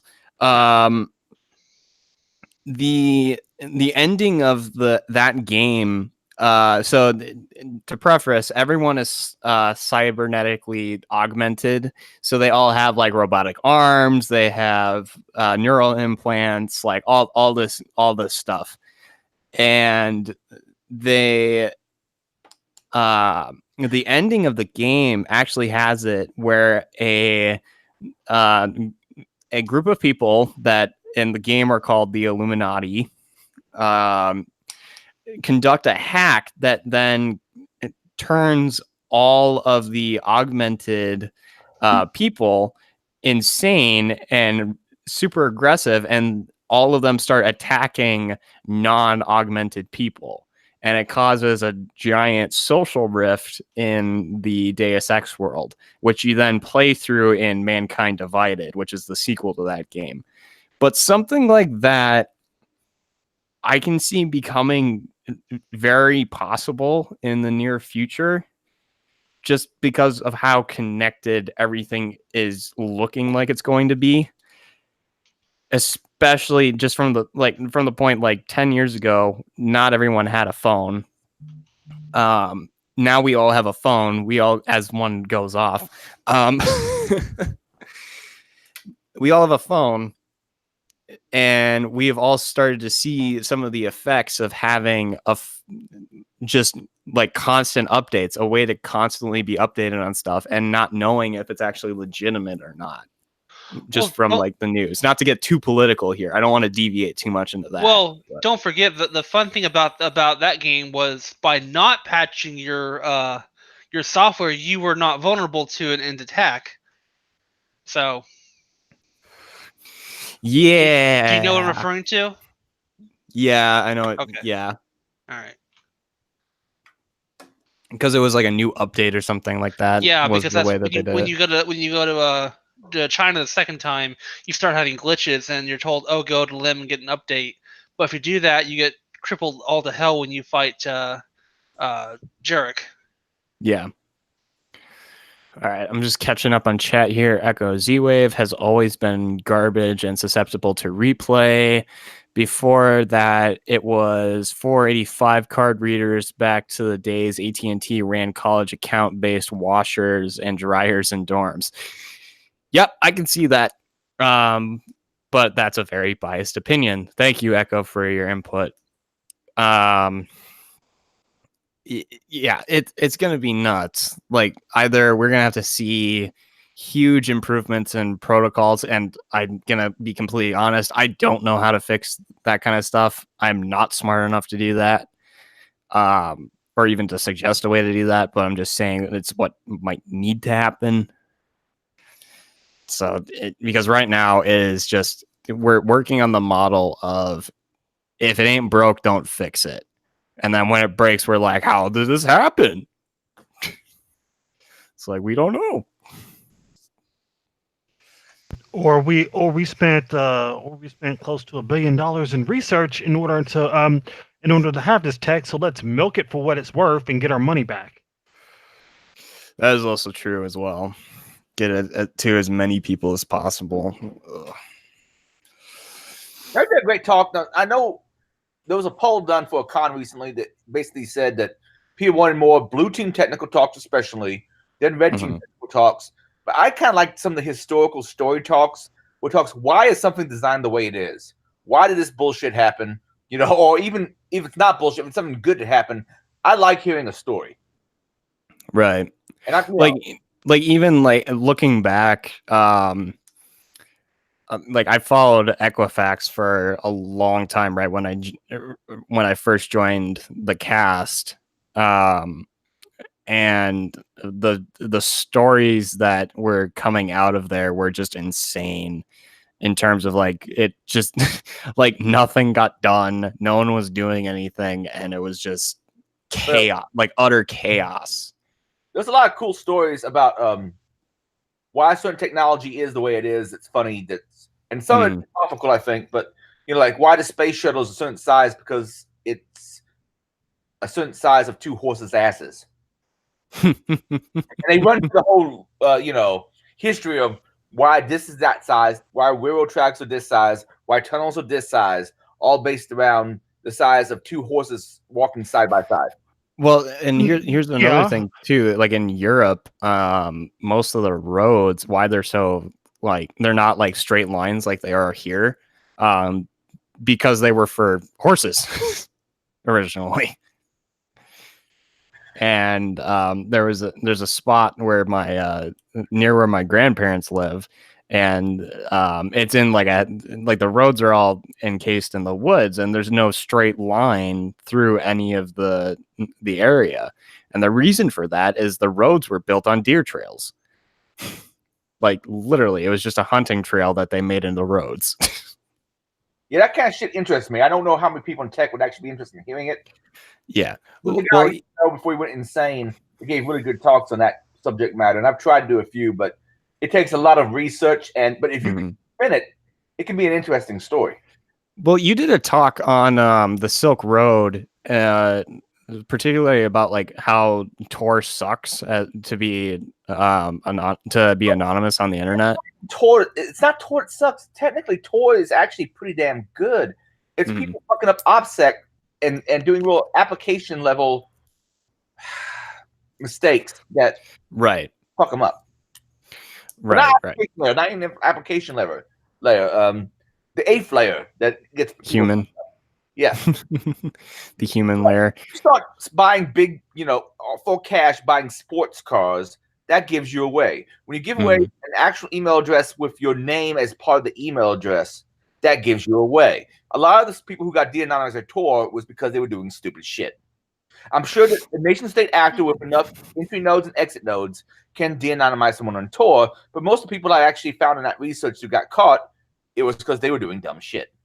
Yeah, like it was like the way Sabu got caught was because he was doing everything out of a coffee shop on a public Wi-Fi network or something like that. It was something stupid on that. But in your talk, I remember it was like the authorities went up to the guy that ran it, and I'm forgetting his name, the kid. And the kid basically said, "Hey, have you guys heard of the Silk Road?" Like, what? I remember them coming up to him and asking him something about, we got a bunch of these fake IDs with your face on them. Who ordered these? And he tried to make it out as someone else. And I'm like, at that point, you're pretty much screwed, dude. But yeah, I need to start researching and doing more talks. I really like, and I can't say the word anonymity, but I like the research matter. That's a subject off topic to get me more passionate about things other than the current decay of society. Just roll with it, dude. Just all right, cool. Decay of society. Here's how you make sure that you don't get. Well, here you go. Here's an idea for you. Find me a way that I can completely make myself anonymous to not get doxxed if I'm afraid of what I put out will dox me. Oh shit, man. Don't tie anything to your own IP address. Don't ever put your own name out there. Don't put your own voice out there. I'm sure for a good voice changing, and I'm assuming probably analog method for a friend of mine who I want to get on this cast, but she can't get on this cast because of where she lives, and she's got to keep her voice anonymous. I don't know of a good solution for it. I think there was something, but I never got back with you on what it was. I mean, you could just start talking like this. But they know what software you use. They can analyze the algorithms. Can't they reverse that? Right. Yes. Like that was a digital effect. Yeah, that was how they call that's how they caught the spoiler face band from back in the day that was putting out a lot of child porn. Mm-hmm. They figured out that he was using Photoshop and the plug-in, and then they were able to reverse it and got a clear picture of his face. Honestly, for voice modulation, if you want it, you could probably modify the firmware on some guitar pedals to then using an analog board to then modulate your voice in such a way. So in other words, just use a talk box. Yeah, kind of like that. There is some, you got to be like, I can't do it. Like I've got my guitar stuff is digital at this point because I've just moved towards that route. But doing it into like a amp that's mic'd into an analog, and then you could do it that way for sure. But that is a lot of R&D. I need to test it. Say, all right, can you reverse this to my voice? Because my voice is very distinctive. I've had people recognize my voice on talks that I'm not in. They just hear me talking in the background while doing video work. There's Adrian. That's Adrian's voice. Shit. Which I get a lot of shit for on Reddit. I hate you, Reddit. That's letting you know. Just saying. Actually, I like a lot of Reddit, but I do get a lot. I get a lot of shit because of my speech impediment. But yeah, I get a lot of shit for my age, so I don't know. I'm right there with you on that one. My speech impediment probably gonna be here for a while. I've got a ticking time bomb on my thing. Literally. Yeah, I look forward to when you're 40 and start whining about age discrimination. I'll be like in my 60s, 70s. Shit. You'll be 90. For your age. I'm sorry, man. It's going to keep happening. And we love you, man, but it's all good. It's all good. Were you alive to see what an Ewok looked like in the theater? No. There you go. But I saw the special edition. Shit. Yeah, but you saw the special edition when I saw the original in the theater. Yeah. Which was like 20 years later. Yeah, I remember telling someone in the late 90s, early 2000s, oh yeah, I remember seeing Star Wars in the theater. It was like, Adrian, how old are you? I'm like, oh shit. Apparently I cried at Darth Vader, but that's just what my brother and mother told me. He's a scary dude, man. Like 6'4" dude, super powerful Sith Lord. Hell yeah, I'm on that. I still wish I could have a force choke people. Anyway, what's the next thing? You will not screw with the audio equipment. Anyway, sorry. Before I rudely interrupted you, I never got to meet James Earl Jones, but I did get to encounter David Prowse once. He was the body of Darth Vader in most of the episodes, except for when he was doing lightsaber fighting, at which point it was Bob Anderson. Bob Anderson's a famous sword master who did a lot of films. Sometimes I misattribute him to other films, but he did the first 3 Lord of the Rings movies. He did Highlander. I thought he did Ladyhawke, but apparently he didn't do Ladyhawke. He apparently was a fight coordinator way back when in Errol Flynn's films. I want to say he died at like age 89, and the guy was still, in good enough shape. He whooped most of our asses. Yeah. Anyway. I was about to say, you scared me for a second. I was like, I think James Earl Jones is still alive. No, James Earl Jones is still alive. Bob Anderson passed away, and I think David Prowse is also still alive. David Prowse is other. I may be mispronouncing his last name, so sorry if I am. He was a bodybuilder who was the body for Darth Vader. Yeah, but the reason why they changed his voice is because they didn't think it sounded menacing enough.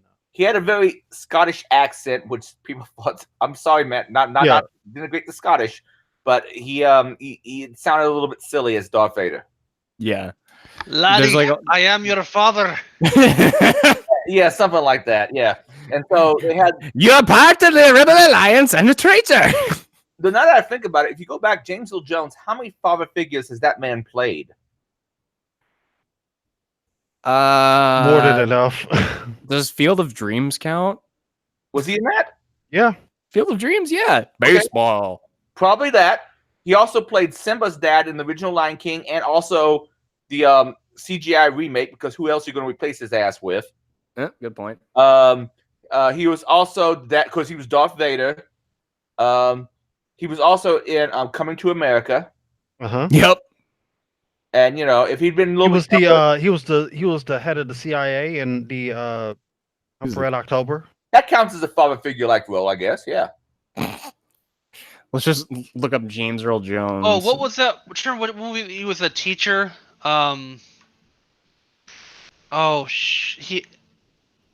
Jack, you might know that one. He remember he was in a role where he played a teacher. And he gave a speech about, if you want to be twice as good as little white shits, you have to work twice as hard, or something like that. Fuck, I can't remember what the hell that movie was. No, don't remember it. Holy cow. His salary for Star Wars, for him to do the voice of Darth Vader, was $9,000. Yeah, he wasn't that big. Yeah, he just got big much later on. Later on, he became the voice of CNN. Coming to America, almost exactly 11 years later, $900,000. And that isn't a whole lot in Hollywood, all things considered. But all things considered, no. He was kind of a bit part in Coming to America. Yeah, keep in mind, in the 70s, playing a voice actor wasn't exactly as profitable as it is now. Now, here's the question. In the third one, the prequels, damn it, this is how much I forget the prequels. I can't remember the third one. Was it Revenge of the Sith? How much did he get paid in Revenge of the Sith is what I want to know. Because all he say in that was, No. He had a few lines. But he had a few lines. Much. Revenge of the Sith. He got paid probably at least 20 times what he got paid for the original Star Wars. Probably. Salary. No.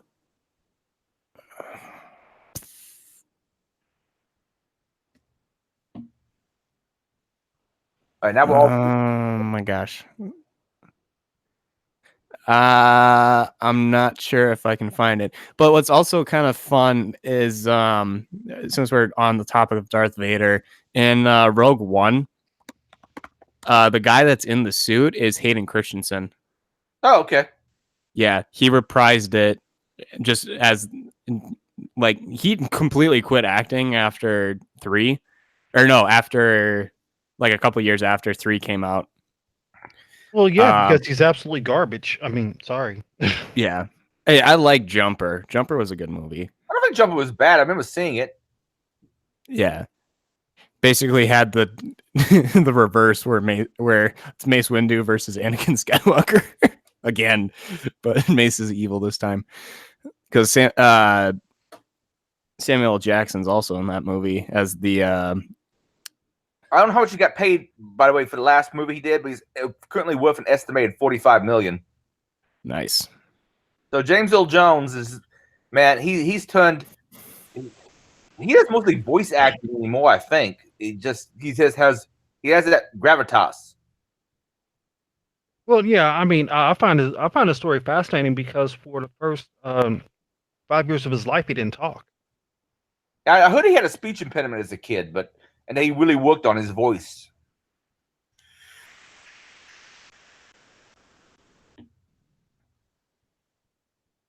Neither here nor there, I guess. Yeah, I can't find what his salary was. It's not like a huge thing. I guarantee you, he got paid probably way more for just time than he ever got paid for Star Wars. Yeah, hell yeah. I don't even know what he got paid for the Lion King CGI remake. Oh, dude, they probably had to pay him a crap ton. You can't replace him with anybody. If you replace him with anybody, you're gonna piss off all the fans. Oh yeah, but Aladdin. Well, that's not. I've heard that. See, I haven't watched any of the CGI remakes of the Disney movies. Quite frankly, I'm kind of annoyed that even made them. I'm not a big fan of the whole remake thing, but okay, we got off topic. I finally start speaking about things in the cast, and it has nothing to do with security. It's all good, man. All right, good little tangent. The next thing in line is announcement of a new HackerCon. Woot woot. Who's Your HackerCon? It's happening the 25th through 27th of 2020 in Jezreel, Indiana. DerbyCon's not happening, so it's an open space. There's not going to be nearly as much attendance because the hotel they have is not nearly as big as the hotels that DerbyCon's been in the past, but it should be able to hold at least 350 people. And if they get 100, I think they'll be happy, but hopefully aiming for 350.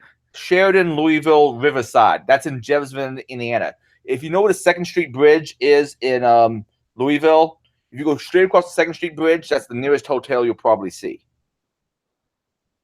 So I've got it up on the screen here. So they've got, or Adrian's got it up at who'syourhacker.com. Who's Your Hacker, all being one word. And you can find details and stuff there. And also go ahead and follow Who's Your Hacker on Twitter. That's where you're going to get most of your updates on upcoming con details and stuff like that, and any updates to the site, if I'm correct there, Adrian. Yes, it's actually it's not anything to do with me. I'm just the videographer. It's ran by 3 raccoons. There's at least a hedgehog in the mix. There's a few other humans in the mix, and maybe 1 raven. But other than that, yeah, it's that's where you'll be able to find information on it. Perfect. So it should be a fun time. I'm going to try and make it out there for sure. Probably do have another talk lined up. So and Indiana's nice from the standpoint there's this free parking, and there's a lot of restaurants and pubs within walking distance to go get a quick meal and then come back. Well, isn't that right where you said it was over by shoot, what's it called? It was over the bridge, right? Right across the bridge. Yeah, it's on the other side of the 2nd Street Bridge. If you walk a mile, because the 2nd Street Bridge you can walk across it. That's over by on the other side, on the Louisville side. It's Berto's by the bridge and the Troll Pub. Yeah, I was gonna say it's like right where Troll Pub is. Yeah, it's that bridge. Oh, okay, yeah, I know exactly where that is now. There's currently a sushi bar near the place. There's a Kingfish. There's a Buckhead's Grill. Used to be a nice Italian place. Rocky's was pretty cool. Then there's a bunch of other places like a half-mile walk into Jeffersonville. Kobe, my favorite Asian steakhouse. Yeah, that's kind of catty corner right across the street. Yeah. Hell yeah. I plan on going to do video. I plan on recruiting Charles to help me kidnap you and make sure you come to the Indiana side of the river. Good luck. have fun with that. Good luck, because you don't know where I live. Dude, I can have Ill Will look it up. We can figure it out.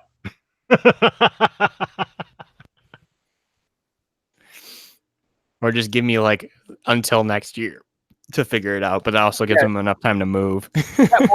And we have a few people lined up possibly as keynotes, and hopefully have some more speakers. Got DJ Sci-Fi is going to be doing the entertainment on Saturday night.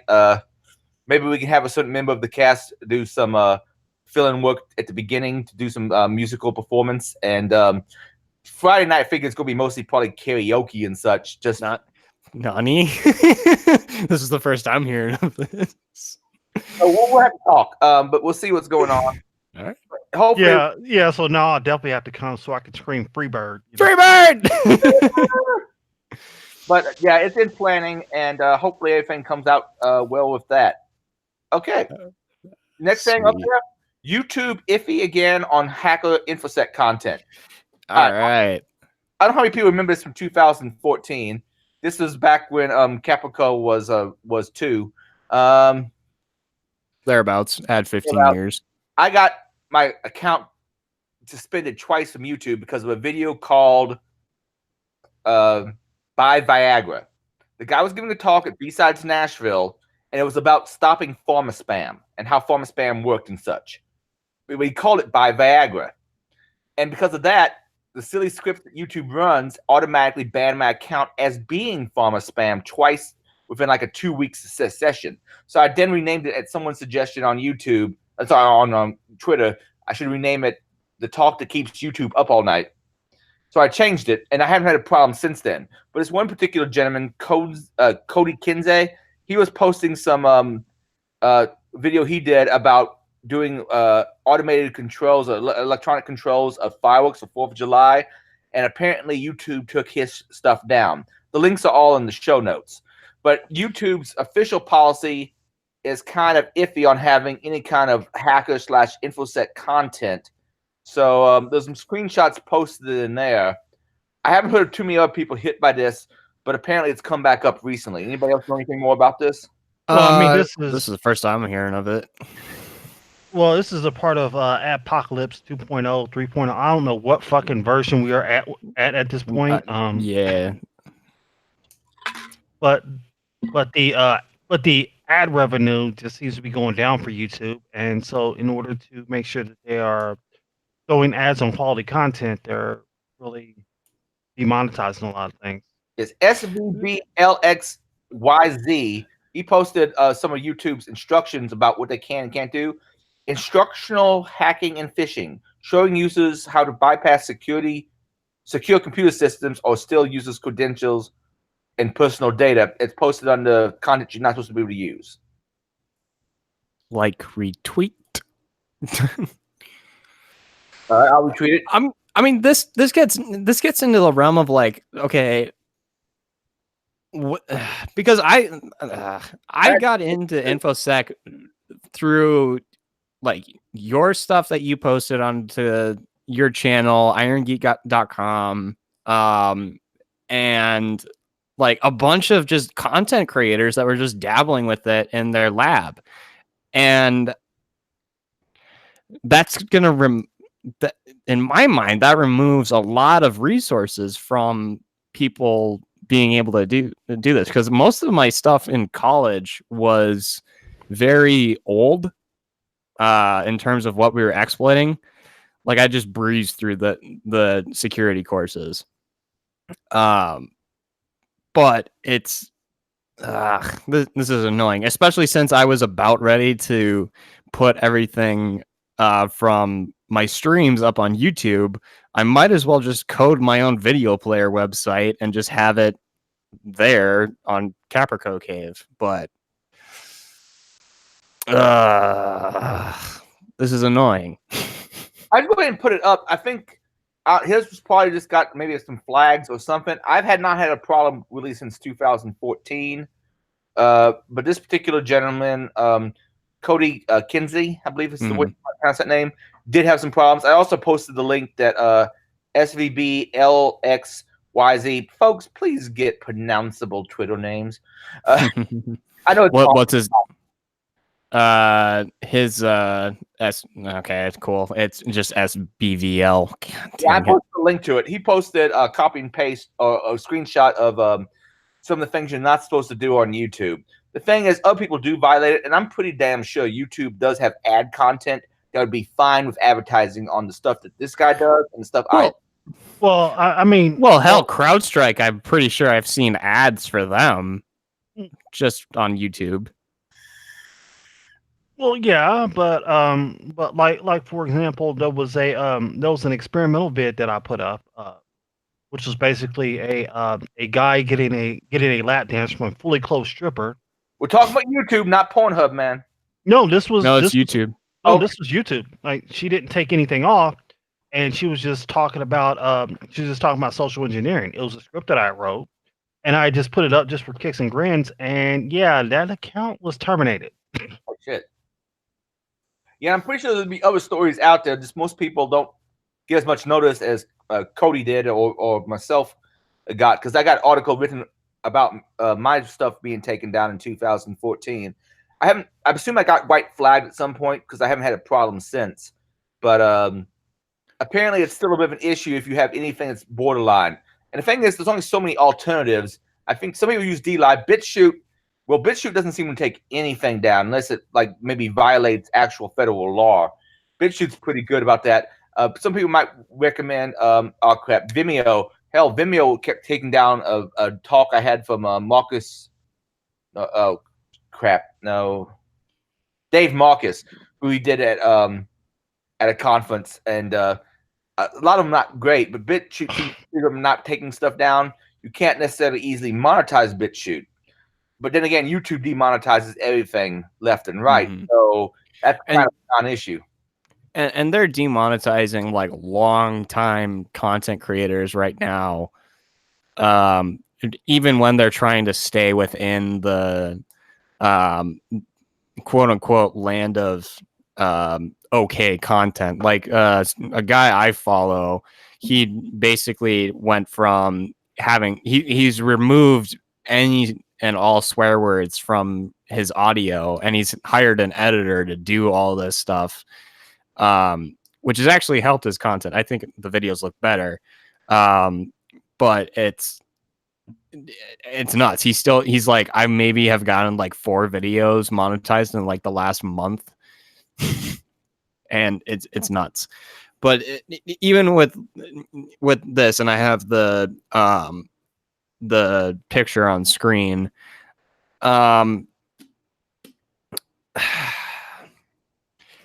this doesn't make sense to me though. Like, they say you can't list violent events. I actually want to see what's going on in the world. I understand obfuscating it, and I listened to a few. So then CNN's got to take stuff down. CNN, Fox. But the mainstream media folks who do that shit, they don't. Well, no, because they're just reporting the events as it occurs. So are we? We're reporting. So they're just reporting stuff as it occurs. They're just showing information. It's sharing. It's a sharing of information, right? Right. Couldn't you at that point have the same argument then towards security, information security? I am sharing this information so that you are aware that this is a possibility that could hit your organization, and here is how it would happen. Yeah, sure. YouTube's never been consistent, and some of the AI. I remember seeing some funny memes going around. The AI is basically just a bunch of if statements. That's not technically true, but I think what some people describe as, oh, we have an AI algorithm to do this, probably is a bunch of if statements. If this, do this. Well, machine learning is somewhat like that. After true machine learning is not. True. I've taken the worst grade I ever made in my master's degree was a machine learning class. There was some real shit to machine learning. I mean, some of the the Shizun tree algorithms, as simple as they seem on paper, they're actually in some cases more powerful than neural networks. There is some real stuff to machine learning, but I do think it is kind of being used as a hokum marketing word more than it is a true technology in a lot of InfoSec. Right. And I'm with you on that. Other places. I'm assuming other places in tech also. Right. But, I mean, yeah.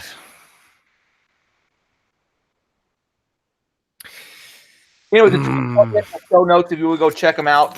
The ones from both me and the guys whose name I'm not going to try to pronounce, and Cody Kinsey's. If you want to know more about it, retweet. Maybe YouTube will get some attention and unban the guy's channel or reinstate that particular video. I don't know. Oh my gosh. instructional hacking and phishing, showing users how to buy. Well, like, yeah, I'm somebody. Question. Yes. You guys know about the guys that like take down scammers, right? Yeah. I love them. They are hilarious. There was one that I saw where the guy literally like got on the dude's team viewer and through team viewer onto his machine and like deleted the domain admin or the domain controllers Oh yeah. Oh yeah. sys32. Oh my god, that was amazing. One of the big ones who's more aggressive is Malcolm Merlin and DVR. They're the ones I follow. I like them a lot.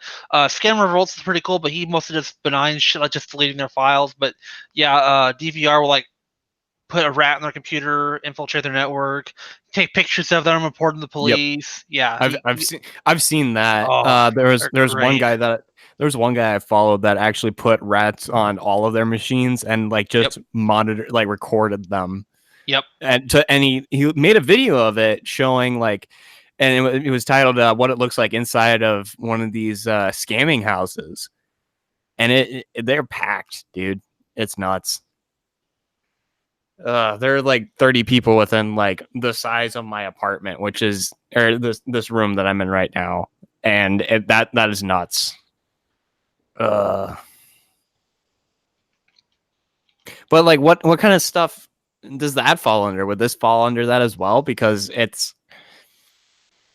a demonstration for sure, but it's not super instructional, I guess. But I don't know, man. As someone who wants to start putting out content to show and like help people get into the security industry, this kind of irks me like a lot. Well, if you're not worried about monetization and you're not worried about people easily being able to find it, BitChute's a good solution. BitChute, I think, can quickly surpass YouTube if they do a couple things. One, get yourself a damn phone app, which, granted, the Google Play Store and maybe the Apple Store would probably kill really quick. Make it able to stream to your TV via whatever streaming service you have for your TV. And monetizing it would help, not to make everything seem greedy and people need money, but you know what? It does encourage content creators when they get some money. Hell, I'm even at the point where I'm just gonna rebuild and I'll probably just make a video or a stream doing this where I just build out my website to just manage videos and have video players on it at this point. Well, I mean, then you'll come across the one problem, which is oh, trust me, I know there's those no such thing as unlimited data. Yeah, no, I know. You know what? Maybe on April 1st of next year, 2020, I'll start uploading all my videos to Pornhub just to see what happens. That would be hilarious. Well, okay, so there were some gun tubers who were doing that, uploading their stuff to Pornhub because YouTube was censoring them. So Pornhub deleted their shit because they were like, "Yeah, no, this you can't do this." Hey, I masturbated to it. Someone else can't. I mean, TikTok 45 is a very old dude, but he has some really sexy 45s. Oh yeah, you cleaned that 1911. Oh yeah, you plinked that target. Oh yeah, give it the double tap. I just love it when I hear the pings against his steel targets. It's like ping, ping, ping. That dude's a far better marksman than I think I'll ever be because I'm like, oh shit, man, I need practice. Oh yeah, you tote that 3-gun. Okay, we may have gone off the rails just a little bit. We have gone very off the rails. But that is the situation with YouTube, and it's still a matter of a little bit more research, seeing what's going on. Okay, that brings us to other stuff where there's nothing underneath of it. Anybody got some other stuff? Other stuff. I'm gonna be making a more consistent schedule for when I do streams for Caprico Cave. I put out a Caprico Cave in there then. Caprico. I hate self-promotion. No. Which is do it. Do it. All right. So Fridays, and I'll be posting a schedule on the actual on my channel on Twitch. But if you go to the show notes, Twitch TV /Capricos_cave. I'm gonna be doing more along the lines of security stuff on Sundays, where I pick a project to do on Sunday and then I work through it and I stream like the process of that I have. Fridays and for sure I will be doing some gaming with some people. I might try and throw in some security people with that because security people play video games, right? Yeah. I don't so much, but a lot of people do. I'm also gonna probably be starting some retro stuff with a friend of mine. He's been getting into the retro thing, so we might be doing some modifications of old mobile gaming devices like Game Boy Advances and SPs and DSs and stuff like that. Yeah, Saturdays kind of will be like a flip-flop either between gaming and security stuff. It depends on how I'm feeling on a Saturday. But usually I'll be doing stuff in the afternoon, late into the evening. But everything will be there. Go ahead, follow that. Also follow me on Twitter because I'll post stuff there when I'm about to stream and give you guys a time frame on that. And don't forget, come out to Set KC if you're in the KC area. Come see my talk July 9th. And I just got the schedule, and I am the last talk for about an hour of time is what I was given. So it's going to be good. If this is your last talk, you can run late if you want to. Yeah, right? No. That would be really late because my talk is slated to start at 7:50. I will also be contacting the organizers there to make sure that it's recorded so that if you can't make it out, that you guys will be able to see that as well. And I've talked about it a little bit on Cast on what's been going on in my personal research, which is what this talk is about. But I haven't given away everything. So come out to the talk if you can, and I will also try to get it out onto the YouTubes if I can at this point, or whatever. Dude, it's so hit and miss. I know. That's just what it does, it, man. I don't know, man. But if anything, it'll be on Irongeek.com. Yeah, a video. I'll post it. Shit. Yeah. It's like, wait a minute, I've got like a huge platform right there, like sitting in the room with me digitally. All right. But that's all I've got for other stuff. And yeah. You guys got anything else to add? Darren and or Jack? No, I don't. Not me. All right. Well, since that is the case, Adrian, take us away. I think we're good to go. Everybody, thank you very much for joining Irongeek Cast number 125, Trash Pandas with Southern Indiana, and I'll see you all next week. Bye-bye.